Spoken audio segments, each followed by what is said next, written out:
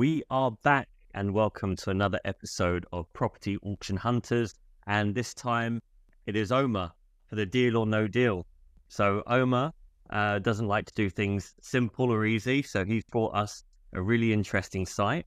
Omar, take it away. Let's see what you've got. Amazing. Thank you, Jay.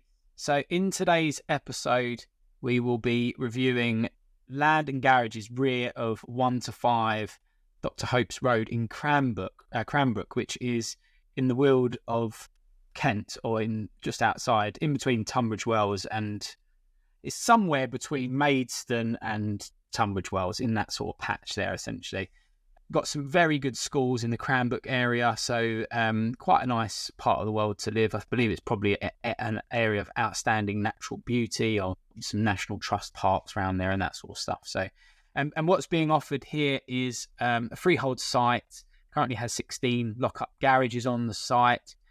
Interestingly, there have been a raft of garage sites similar to this that have gone through this particular auction house, which is Clive Empson, quite a well-known auction house that covers the Kent and sort of London area and some other areas as well.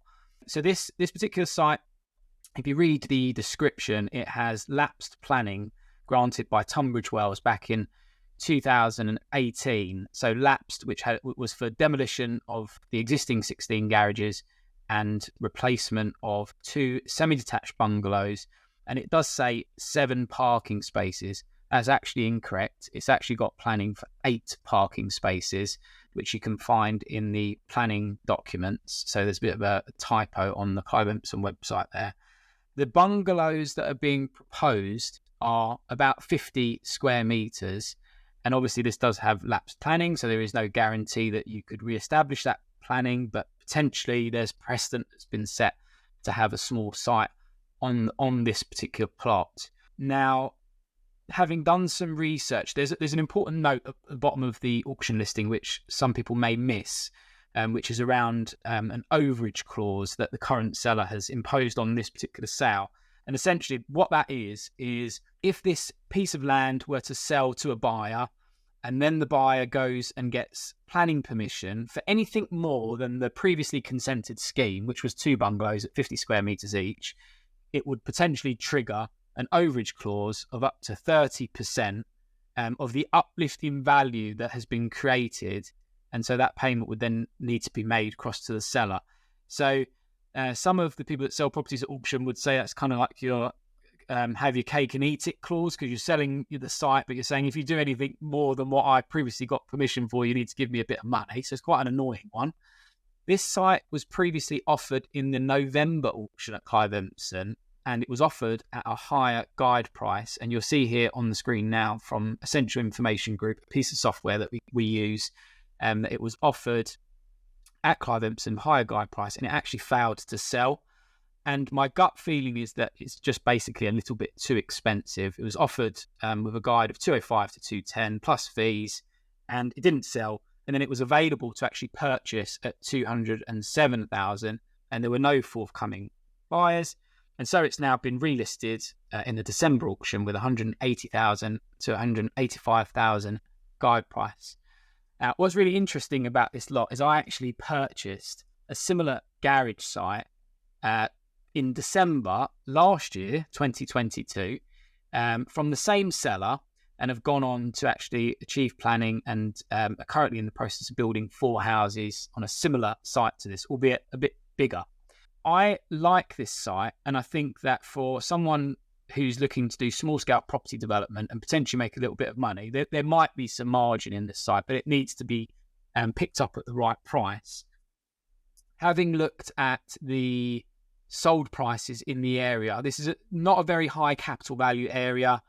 You can kind of buy flats under 200 grand, 2-bed flats. Potentially you could pick up, there's a bungalow that sold in 2023 within a quarter of a mile radius that sold for 267,000 for a 2-bed semi-detached bungalow.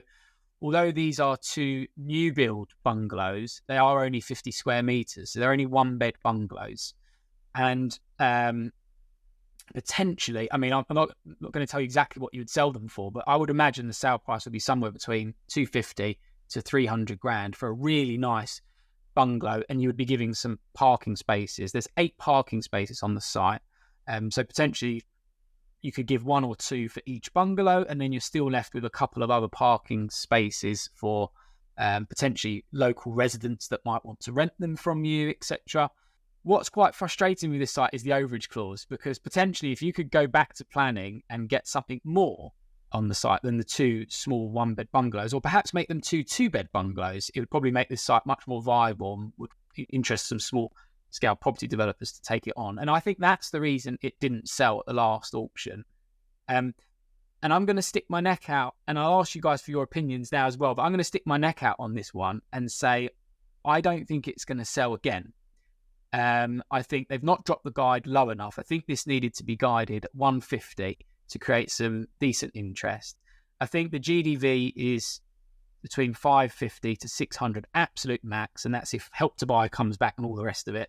But if you're looking at sort of a GDV of 550, if you're picking this up at 180, and then you're spending 2 to 250 grand building these 2 bungalows, or call it 200 with some finance costs, that's £2,000 a square metre.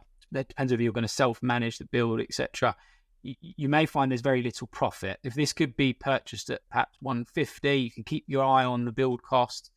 The good news, Tunbridge Wells, no SIL, no community infrastructure levy. So you've saved a little bit of money on tax. We all like to save a bit of money on tax to potentially build this out. But I'm going to stick my neck out, so I don't think this will sell, but I think it would be an interesting buy post-auction at the right price. What do you guys think? I think I agree with you. This is not selling for sure. It's a tricky site. I mean, it's got a couple of things to it. Number one, the lapse planning permission. There's always a risk that if you go back to planning, you might not get even the same thing because policies change. This is the area of outstanding natural beauty. Maybe you need to provide some reports about wildlife or whatever. And this takes time. This takes resources. It takes money, and it might not be as easy to get planning. So that's a massive risk. And then another risk is that the build cost is pretty high. And I think you're quite optimistic with 200k build cost. You know how to do your own build, and you have your team. And I don't think everyone's got this. And unless this is a builder buying this, I can't see this being built for 200k. I think it will be more like 250, maybe 300 after the whole project is completed. And why I don't think a builder would buy this is because of this lapse planning.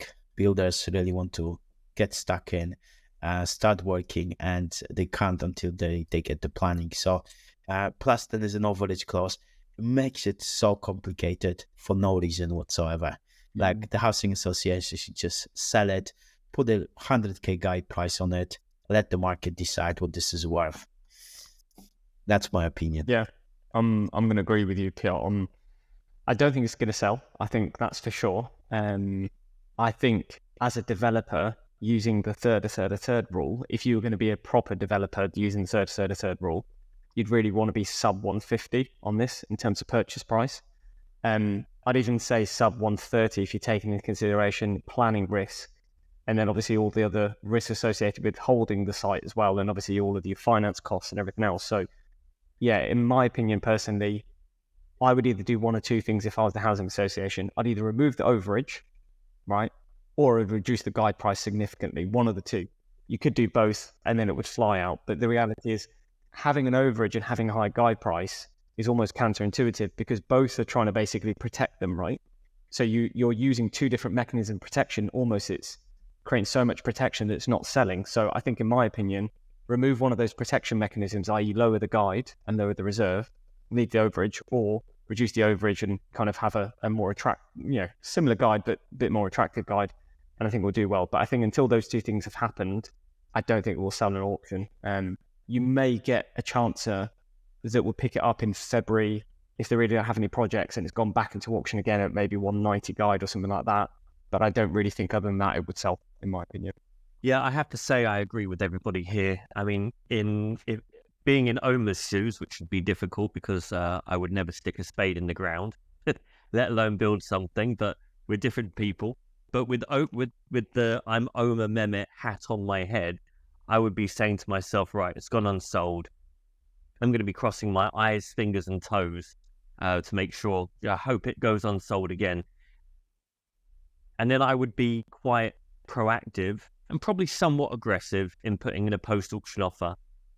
And I would probably preface it by saying, this is my offer today. If it goes unsold in February, my offer will reduce by X, and it will keep reducing until you're handing me the site to build it out for free. Because the reality is, Safe is absolutely correct. You cannot have the high price, and you also cannot have an anti-embarrassment clause, like an overage. Maybe if they drop the guide by 30 grand and remove the overage, it would probably still sell on guide. It's one of those. But I can see that this is definitely the kind of thing that, it's in your area. You're doing developments anyway. You enjoy the process. You've got a team that can actually deliver the project. So, but yeah, I'd drop a post-auction unsold offer on the 23rd of December. And I would follow up on the 29th of December, just to be a bit of a let's get a deal done kind of guy.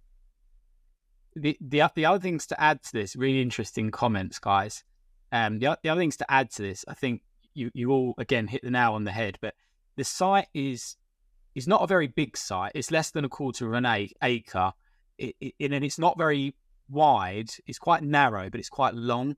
And I think although it has 16 garages on there, the planning that you would have to go back for, if somebody thinks they're going to come in here and try and put a row of terraced houses, it's very unlikely to be approved. And if you look at the planning drawings, there's quite a lot of drawings in there which show the angles at which the light from the neighbouring properties are looking over these bungalows. So I think the planning has gone in probably at the path of least resistance to get planning approved for these two small semis, and perhaps there is room to try and get some more on the site. But for me, it's the overage clause that's the biggest problem. And so any post-auction offer would have to be on the basis that there's no overage clause, so that you could take this site back to planning and try to get two semis, bungalows, but 2 bedrooms, 61, 62 square meters to meet the minimum space standards. And that would just make them much more saleable. And I think then it becomes a viable site. And hopefully Jay, Piot and Safe can all come with a spade and help me start the foundations. What do you think, guys? Wow. You know what? I would do that. I would turn up and you could get a picture of it. You'd blow up Instagram. Jay's doing physical labor. You'd destroy the internet. But I like it. I think you're right. I mean, you'd want to factor in the planning risk cost if they removed the overage and you went back to planning. But it's your area. It's the kind of thing that you could knock out. And I think for the right money without the overage, it's a good site for you. I think if you want to get Jay on site and give him a spade, you'll need to get a really good insurance, because I would not want to be responsible for it. But I also think this site is owned and it's the Housing Association. They've had planning since, it's a big company. They've had planning since 2018. They didn't do it. They own a lot of properties in this part. There's a reason why they didn't do it. And also, I think a lot of housing I just want to kind of highlight this trend that I see a lot, that a lot of housing association stuff, it just sits there. And even though there's housing crisis, this stuff sits there, and housing associations are not doing what they're meant to be doing, which is providing new housing and doing the things that they need to be doing. We just traded a property as well in Reading that was being sold by housing association.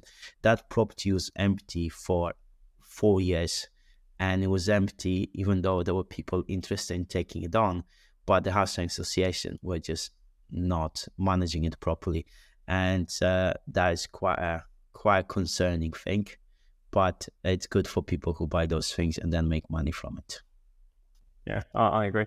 I think housing associations come in 2 different forms. I think you've got the ones that don't care. They're just listings really expensive and just keep reducing it until they feel like they're going to get lucky with a buyer. And I think on the other end of the spectrum, you have the very, very much the risk takers that understand how it works, put things in at a really, really low guide, and it just goes absolutely crazy. And those, as Piotr and Jay always say, are kind of the ones that they say are the best traders in the world, because they don't care if it sells for 100k guide, it will sell for 100k guide. But if it sells for £1 million, then happy days. So they don't really mind as much what it actually sells for. It's putting it in a low guide. So I think here you've got the former rather than the latter. But from my experience, just looking at doing the numbers, and we've sort of bought a similar kind of site previously from auction. I think it was 79k purchase.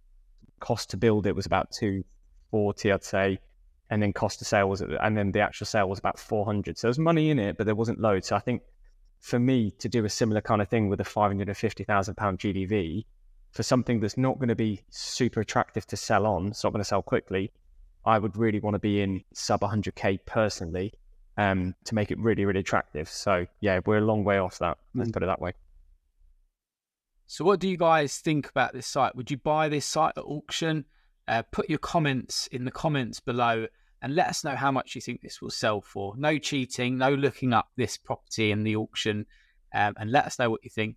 If you like this video, hit the like, subscribe, and give us a comment.